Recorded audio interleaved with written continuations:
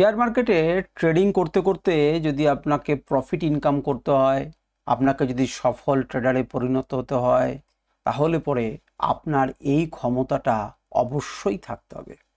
এই ক্ষমতাটা যদি আপনি অর্জন করতে না পারেন, তাহলে পরে কিন্তু শেয়ার মার্কেটে টিকে থাকা অত্যন্ত কঠিন কাজ হয়ে যাবে। দেখুন, ট্রেডিং সাইকোলজি বা সাইকোলজি অফ ট্রেডিংয়ের একটি গুরুত্বপূর্ণ বিষয়কে নিয়ে আমি আপনাদের সাথে আলোচনা করব।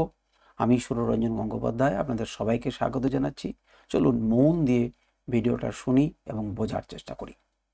দেখুন, শেয়ার মার্কেটে আমরা যে ধরনের ট্রেডিং করে থাকি না কেন, ইনভেস্টমেন্ট করে থাকি, সুইং করে থাকি, স্ক্যাল্পিং করে থাকি, অপশন ট্রেডিং করে থাকি, ফিউচার ট্রেডিং করে থাকি, আমাদেরকে একটা ক্ষমতা অর্জন করতেই হবে।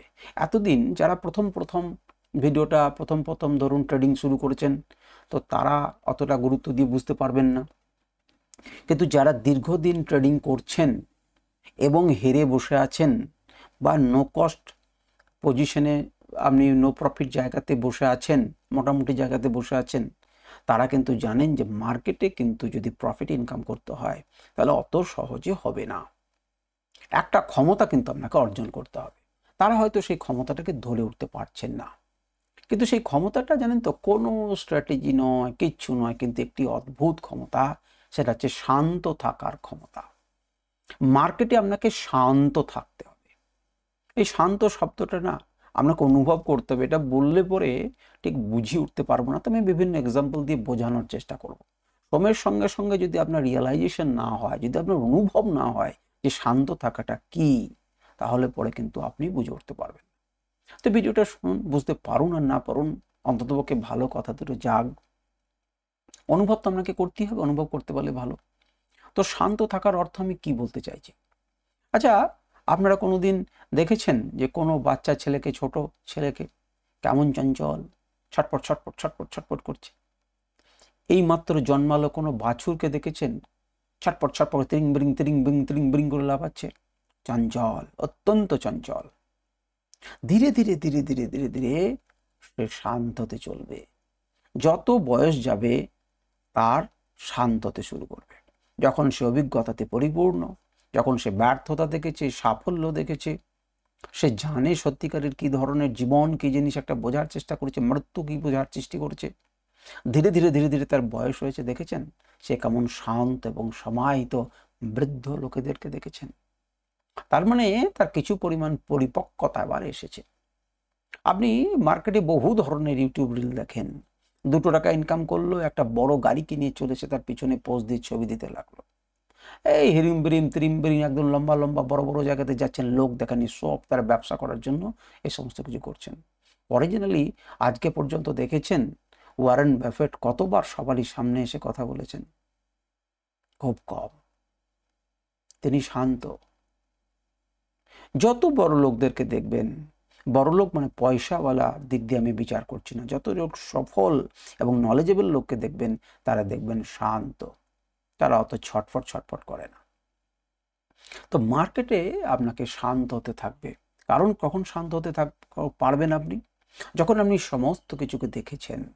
আপনি উপরেও দেখেছেন, আপনি নিচও দেখেছেন, আপনি ব্যর্থতা দেখেছেন, আপনি সফলতা দেখেছেন, আপনি জানেন জীবনের সত্য কি, গোটাগুটি না জানলেও বোঝার চেষ্টা করেছেন জীবনের সত্যটা কি, মার্কেটের সত্য কি, ট্রেডিং মার্কেটের সত্যতা কি। তবে আপনি শান্ত থাকতে পারবেন। আপনার প্রচুর লস হয়ে গেল, একটা ট্রেডে একটা লস হলো, অত বড় লসই আপনি নিয়েছেন, আপনি শান্ত থাকবেন। একটা স্টপ লস হিট করুন, আপনি শান্ত থাকবেন, কারণ আপনি জানেন যে 100টার মধ্যে 20টাতে স্টপ লস হতে পারে। আপনি প্রফিট ইনকাম করলেন, আপনি শান্ত থাকলেন, আপনি বেড়ে উঠবেন না, আপনি চঞ্চল হবেন না, আপনি ফুটবেন না টকবক করে যে আমি যা ট্রেড নেবো উড়িয়ে দেবো। আপনার ঠিক ছিল সেই 3টি ট্রেড করা, সেই 3টি ট্রেড করে আপনি বেরিয়ে যাবেন।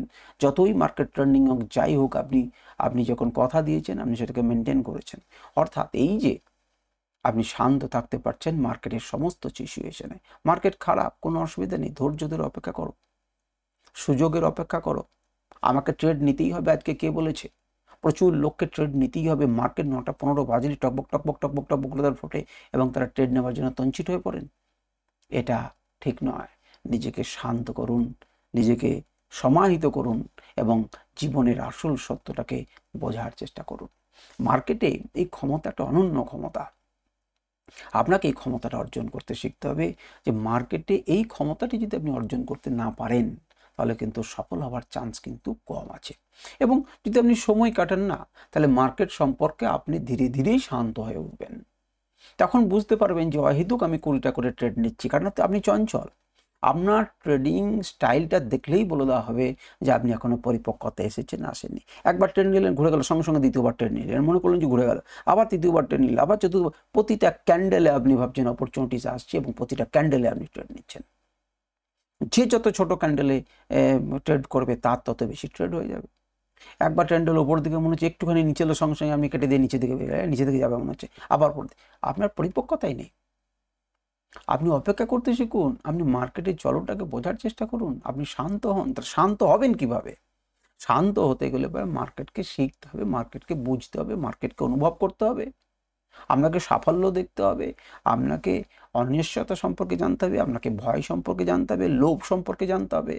আপনি সমস্ত কিছু মার্কেটের যখন আস্তে আস্তে ধীরে ধীরে অনুভব করে নিতে পারবেন, তখনই তো আপনি শান্ত থাকবেন।